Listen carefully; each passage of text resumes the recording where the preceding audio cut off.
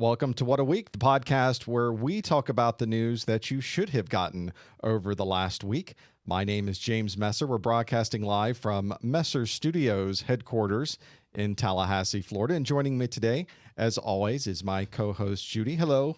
Hello. So nice to have you here. It's nice to be here. It's nice to be anywhere, isn't it? Now, currently, we are recording What a Week under duress.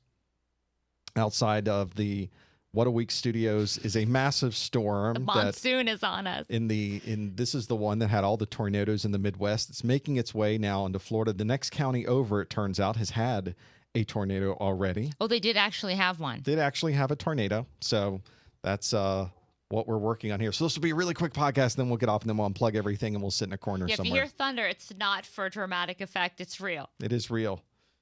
It's real. So we are... We've got, though, a nice set of stories for today. This week has been another busy week of news. And, of course, the news that we talk about on What a Week has nothing to do with the news that you saw on the Today Show or anywhere else. This is news that perhaps is a little bit off of the scope of the CNNs and the MSNBCs of the world, but it is something I try to find stories that are interesting, that have a bigger scope and a bigger perspective. This isn't just news of the weird. This is news that I think we all should know about, things that are going on that you don't hear about because of all the craziness going on in our normal news that we see everywhere else. So with that, now that I don't have any chocolate roaches or anything else, which is just sort of an ongoing... That's good. An ongoing thing in the What a Week podcast, I think probably we'll get started with our first news story today, which is what a benefit.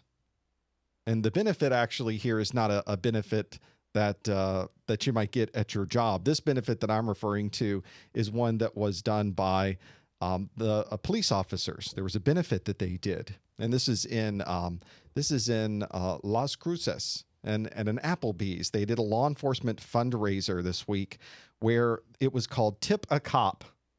Okay. Tip a Cop. And what the police officers did is they were servers for the night at Applebee's. So you could come in, you could have that could be fun. You could have your meal at Applebee's, and you then, the money goes towards the benefit that they were working on, the police officers were working on. So I first thought, well, that's kind of a nice story in itself. Of course, it is a fundraiser. It's sponsored by the Law Enforcement Torch Run to benefit the New Mexico Special Olympics, and they got quite a bit of money this month. They earned over $3,440. So not bad. That's a lot of tips, right? It's a lot of tips. They did really well for themselves, I thought. Well, but wait, there's more. I was going to say. It's kind of, that in itself is not an interesting... Where's the rest of the story? Where's the rest of the story? Well, it turns out that during this Tip a Cop fundraiser at the Applebee's, this gentleman was here with two ladies. Alan, you can see Alan's not real happy. I was going to say, doesn't look like a jolly fellow. Not a jolly fellow. Turns out he skipped on his tab. He ran out on his tab at Applebee's during the fundraiser. No. Yeah. So did he know? And he knew it was a fundraiser. Well, I don't know, because the place is full of cops. He had a $30 bill. He was with two ladies. He sent them out first, and then he bolted. That is not good. Turns out he got caught. Go figure.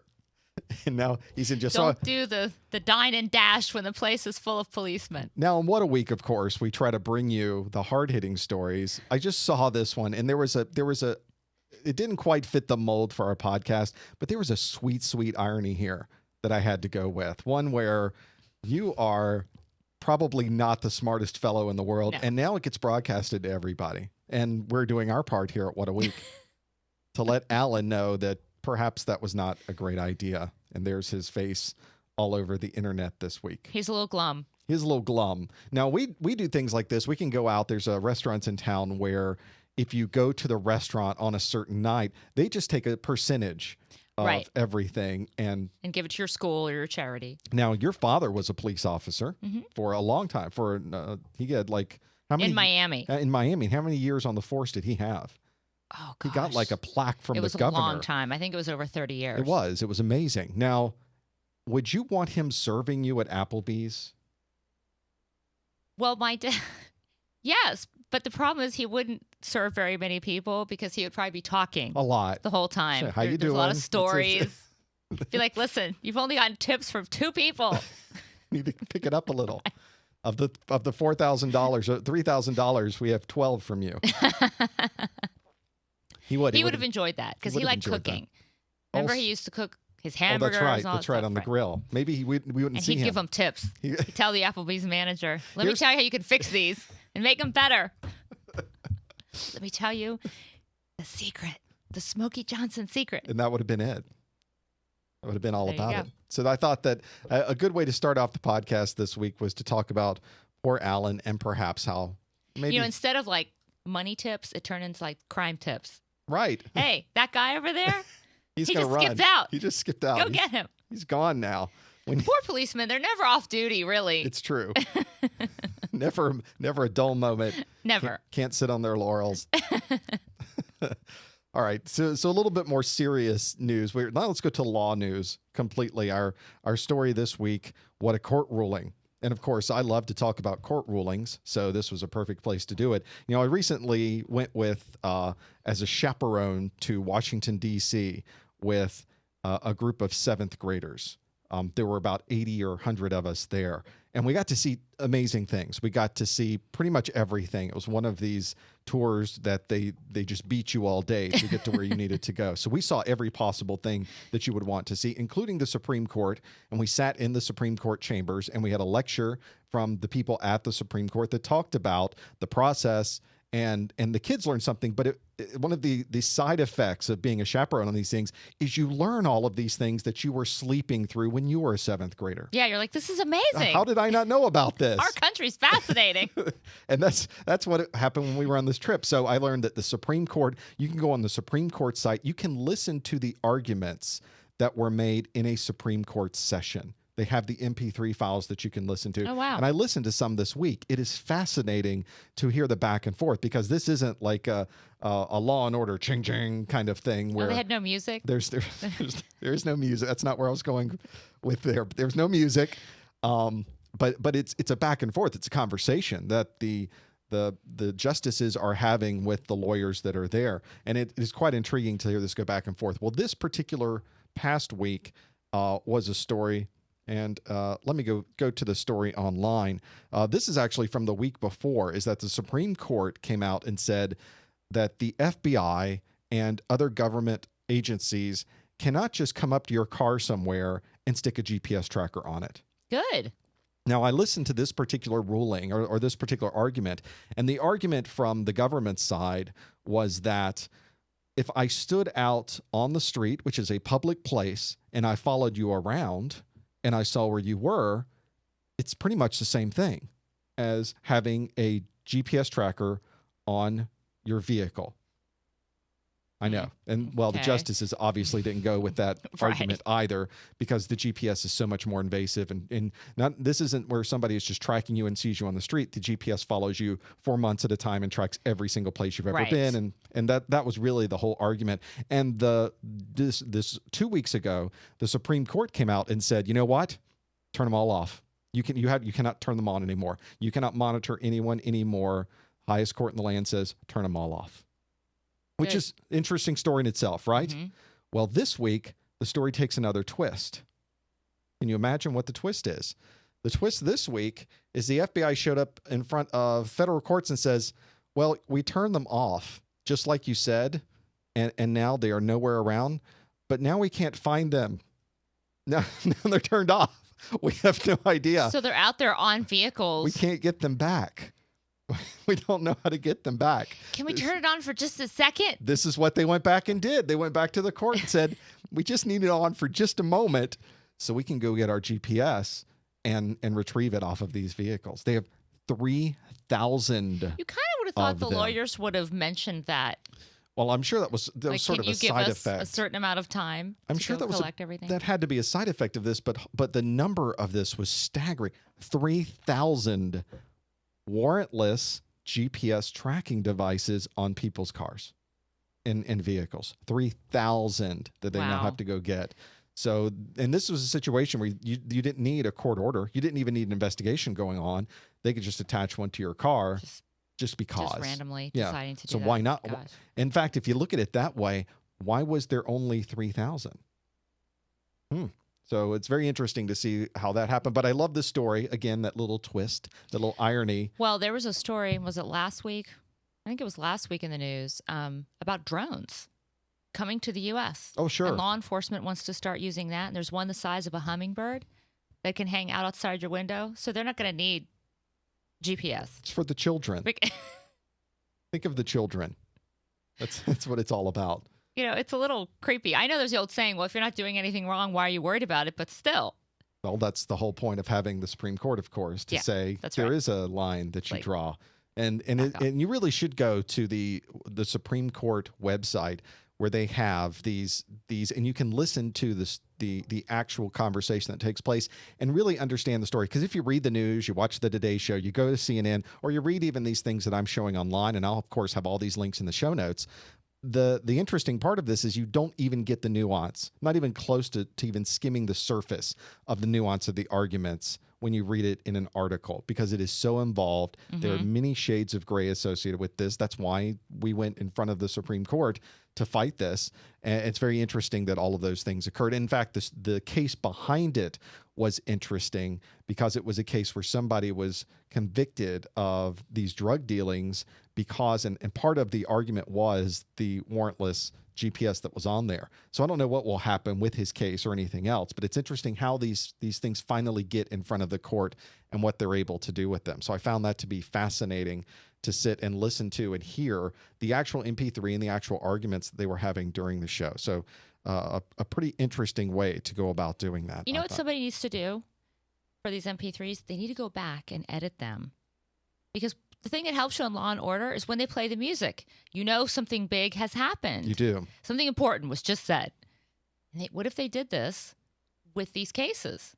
And there'd be like thrilling music and then like a big trumpet blast or a drum roll, like that was a key statement. Now when you go through this process of listening to this, you go to the Supreme Court and you sit in the room. This is they're pretty specific about what you can do, what you can say, how you should be. They're very upfront about this. But what I found interesting is when I was listening to the arguments, they're cracking jokes during this thing, and people are laughing in the courtroom. It's not as stoic and rigid as I thought it would be. They're not as grouchy as we all thought. They're not as grouchy as we all thought, because they really are making these interesting legal arguments back and forth. These are the biggest and best legal minds of our time on both sides that are talking about these things, and they are going back and forth and discussing the nuances of it. And I found that very interesting. So they would like my idea. They would like your idea. They would probably find that very intriguing. I think they would love that idea. Now, of course, we're going to see if I can get to the website that's going to go through our next story, because talking about judging and trials, I thought, well, we've got a theme here this week on What a Week. Let's stick with the trial scenarios. We're doing a whole legal show. Oh, yeah. I'm not messing around with the legal piece. Okay. We'll get off the legal stories in just a bit. But this one was... I like this better than chocolate roaches. So. I don't know. I kind of like the chocolate roaches. This is good. But we can look at this in a couple of different ways at how we're approaching law. Because, if you go into the Supreme Court, and the reason there's only MP3s is there can't be any type of live video at the court. You can't have a live video in there. And in fact, in other courtrooms around the country, it's rare to have live video at a federal level, even a state level. It's unusual to see that. And so I saw a story this week where the situation was a little bit different. In this particular case, and you can see that this particular website is having some awful problems at getting there. So let's go back to our presentation. What they decided in Cleveland is there is a county.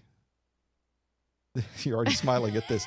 There's a county corruption case that, as they describe, is right out of The Sopranos. This county commissioner, I think it was going around to a lot of different places. He was taking trips to Vegas and trips to Detroit and trips everywhere, getting money from all kinds of different places, and perhaps making some very poor decisions, allegedly. So crooked. Right. In this particular court, obviously they can't do live video. So what they're doing is they recreate it with puppets. Are those supposed to be people? Those are supposed to be people. And they've done like the puppet court, as in like the people's court. And this was this local 19 Action News. The news director came up with this idea saying, well, we'll just recreate this very popular, that what is a lot of local interest in this story. Let's recreate the story with puppets. They look like tribbles from Star Trek. They are. And I wish I'll have in the show notes the actual site that talks about this, because the page itself is at this point not loading on the Wall Street Journal site. Thank you, Wall Street Journal, for this. This would be a delightful thing to show you. But they have a video of the creation, the behind the scenes of the Puppets Court. Now, the part that's crazy about it, of course, is they did this and had huge viewership numbers. The numbers skyrocketed on the Puppets Court because of this. That's exciting TV right there. I'm telling you. That's gripping. It's why I'm telling you, imagine if you had puppets and music, theme music. Now, wait a second. You could have the evil, sneaky attorney music. But this is my argument about this, is I saw this bright, young, up-and-coming music. And I thought, this person at 19 Action News, this manager, or whoever, the program director that came up with this idea, was pretty smart at doing this. Then I thought, was he really? Do we really need puppets recreating? Is that the kind of television that we're looking for? And of course, the ratings went through the roof, so it kind of answered its own question. You know, at the bottom line, if it's entertaining, people will watch it. I have things. It doesn't have to be bad, good. It just has to be entertaining. I can appreciate a guilty pleasure. I think that's useful to have that. Mine is, I get on World of Warcraft for an hour at night, and I just go in and have a good time. It's not something you expect from a 44-year-old man to get on and play a video game, but it's something that I can now relax. I can sort of ease out of my day, that kind of thing. It's my guilty pleasure. or our Words with Friends. Right. You can Words with Friends, Professor Messer, and you can Words with Friends with me. And of course, we go back and forth, and you beat my pants on Words with Friends in our current game.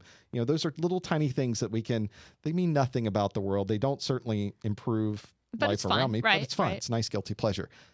Is the puppet courtrooms? I want to know, when they were talking about this in the newsroom, they're sitting around the desk. I have a great idea. Like, can you imagine? How do they recruit people?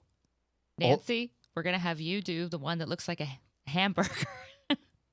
And in fact, in the behind the scenes, which you cannot see on the website for this particular thing, they brought in professionals.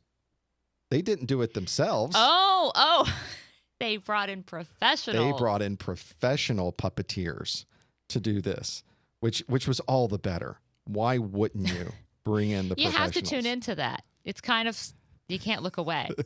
You have to just see what's going to happen. So although the website for this is not working, it may be us, it may be the storm, or anything else going on. I will put the link in the show notes. You have to go watch the puppets. We could do our podcast in puppets. What? There you go. Don't tempt me. Do not tempt me. I have my moments. So we'll come back to, we may see if we can get puppets later on, but that was, I found a story that kind of wasn't quite the Supreme Court, but it's kind of met some of the criteria for the What a Week podcast. Certainly. Music and puppets, I'm telling you, we're onto something. Now, our next story, What a Transit. Now, this story this week is finally a nice, highbrow, big story, one we can talk about on What a Week that does not involve puppets or chocolate roaches. So this one was actually interesting this week. It was a story that came out from NASA, from their Kepler study that they're doing. Are you familiar with the Kepler study? I am not. I was not either until I saw this particular story. And I thought, what is Kepler? What is this thing? Well, this week, Kepler, this study that they are doing, which is a search for habitable planets, they are effectively looking for that Star Trek made-up planet called the M-class planet. They're looking for a planet that is, in the scientific world, it's not called M-class. That was a Star Trek term. They don't call it that? They don't. Oddly enough, it's called the habitable zone. So they're looking for something about like Earth. That's an H-zone planet. And that's as far away from a sun as about where we are, as a star. They don't call it a sun. They use the real words. And they're looking for those planets. And of course, it's hard to see from where we are here on Earth to see where those are. So, of course, what NASA does, a smart thing to do, is they send out a probe. Launch a probe. And there's the Kepler spacecraft that was launched a couple of years ago, I think it was. It's named after the German astronomer Johannes Kepler.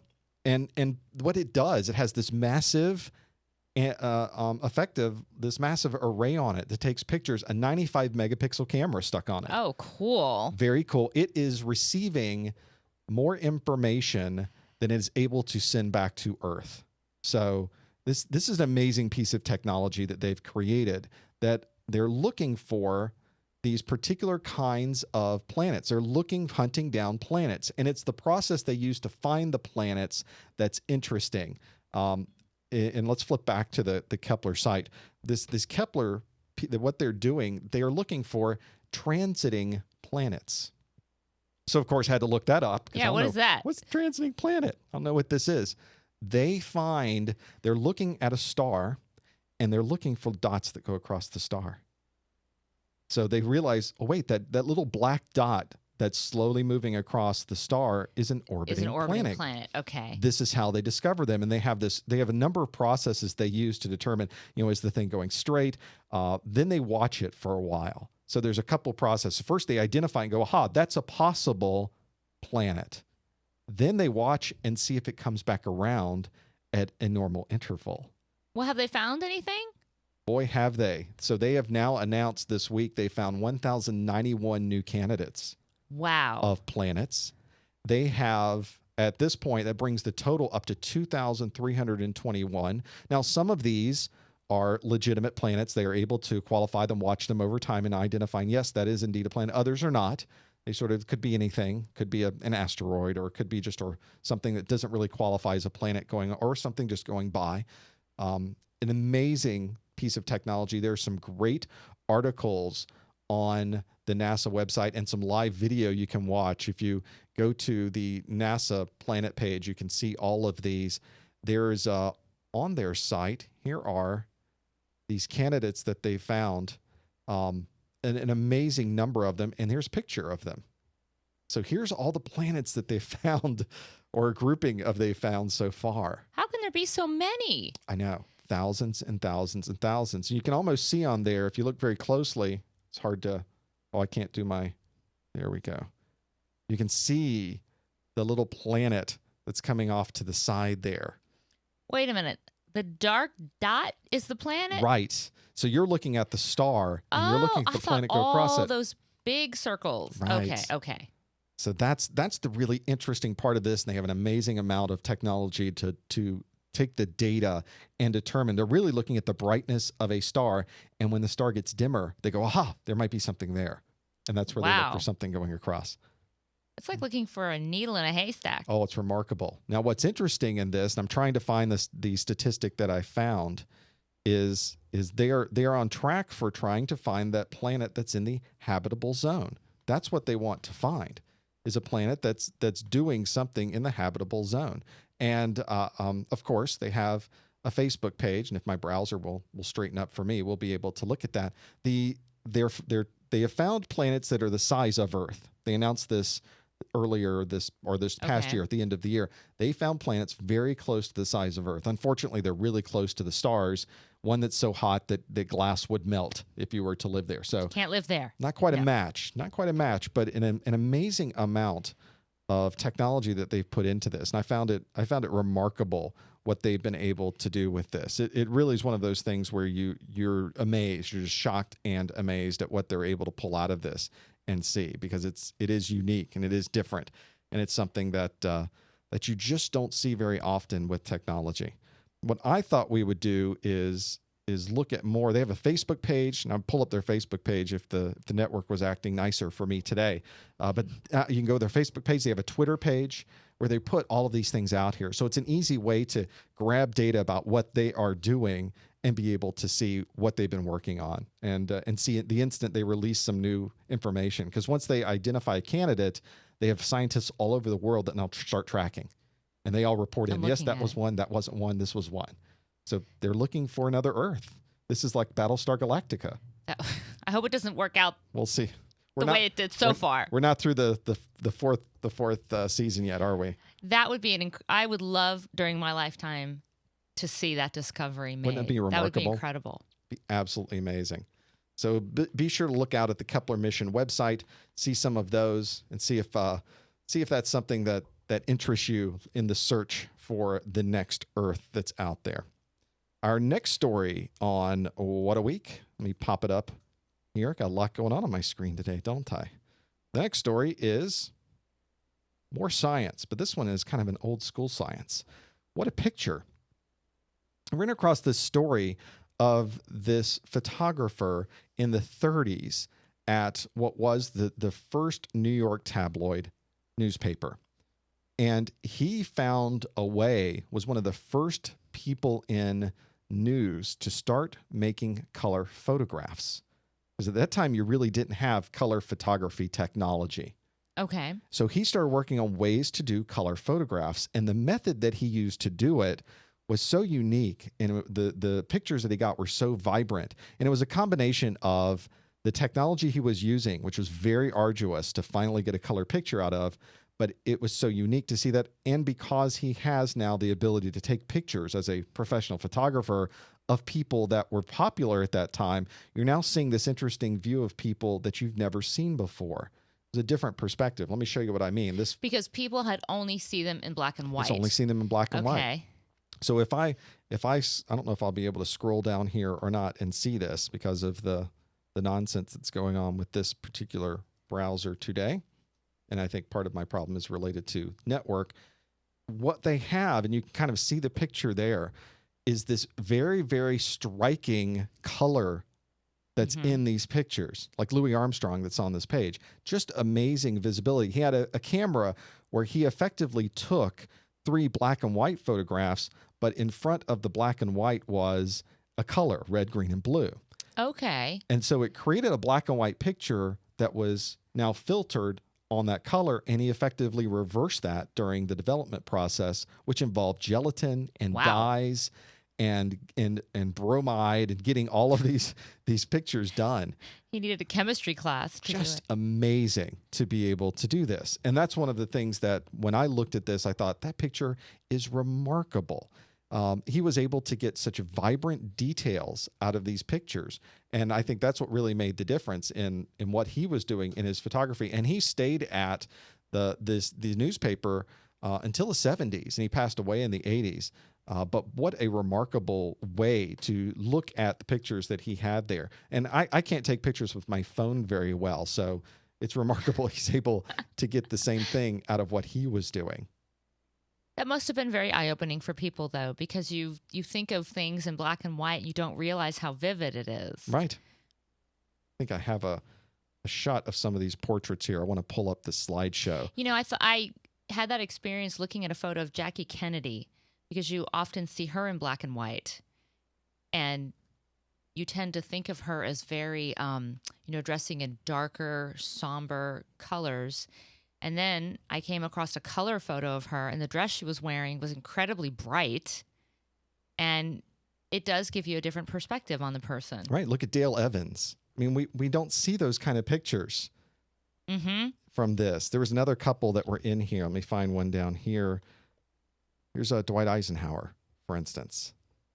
Just remarkable. And of course, professional photographer. So he captures these very interesting perspectives, and he was able to publish them now. So this was one of the first newspapers to now have color photographs. Some of these would be part of stories that were created. Some of these were the main front page of these things that they found.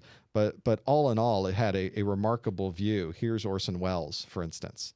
Oh, that's amazing. It's like it's a Hollywood today, a Hollywood photograph. A promotional photograph of some Orson Welles They're great movie, photos. because you never see pictures like that of these particular people. Well, and it makes them so much more real.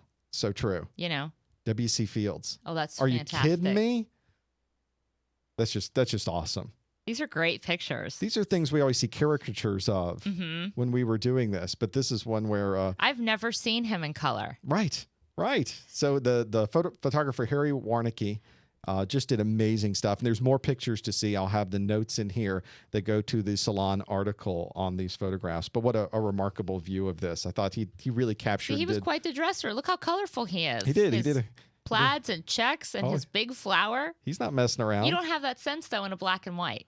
No, not at You know. all. Not at all. I think I have an outfit just like that, though, don't I? And you recognize that he's drinking beer. Yes, I think you do have an outfit like that. Thankfully, it hasn't come out in a long time. Maybe not. Maybe. I certainly have some ties like that, no doubt. We're saving those in case the children have clash day at school or Hey, something. wait a second. Let's not go crazy over this. We'll find them. I'll burn them. We'll never see them again. And our last story today is what a graphic character. I have no idea where that's going. I know. It's really, that one was a little unique. I think you come up with these titles to fool me. I do. This is a website called Graphimica. That is not a word. It isn't. But it's hard to get a domain name these days. You got to They thought a long time about that one.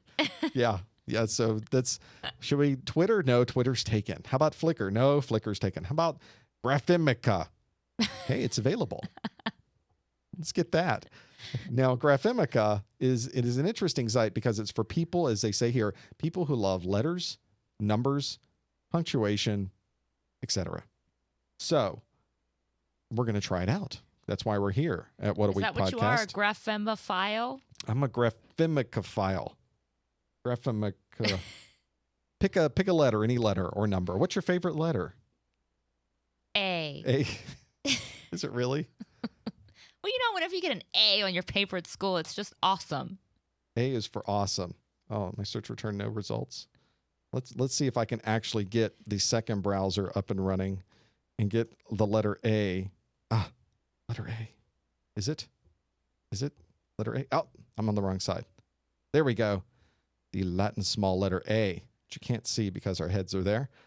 Now, everything you would want to know about the letter A. Related characters. Here we go. See? Now, I love looking at all the different fonts. I'm a fontophile. I don't know Is if that a that's word? No, it's not a word either. I Here we just go. find different fonts Isn't fascinating. that awesome? So look at all that you can get out of the letter A and all the things associated with it. Now, of course, this isn't something that I would use. I or really probably, do not understand most of this. Yeah, neither of us would use this. Isn't interesting. But if you're in topography and you're putting some things together. Actually, some of these characters that are here, if you're trying to add some of these to a Photoshop or to a word processing document, you can do that. So there is some use here that you can get out of this by taking some of these Unicode characters and putting it into those. But I thought that's an interesting and remarkable way to get some of the different letters and different things out of this. Let's do another one. Let's do J. There's J. That's worth 10 points in Words with Friends. That's a good letter. It's a good letter right there. Here's a J, the Lobster 1.1 font for J.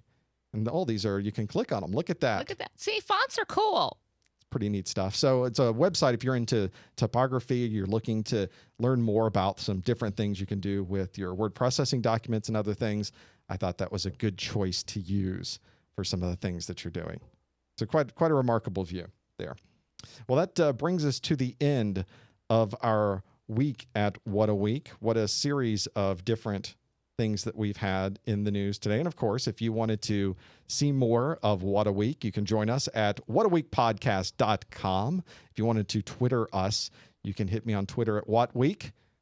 Again, that problem with finding a good domain name is the same problem with finding a good Twitter name. And email directly, James at whataweekpodcast.com. We found our A. It's over on that other website.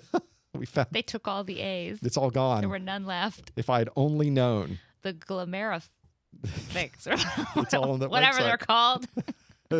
On the What a Week podcast. So, of course, we record this podcast live every Saturday at 11:30 a.m. Eastern Time. You're welcome to join us live in our chat room, join us live on the stream, and watch all the craziness that happens before and after the actual recording here at What a Week. With that, we would like to thank you for my co-host Judy and myself. Bye. Thanks for joining us this week. We'll see you next time on What a Week.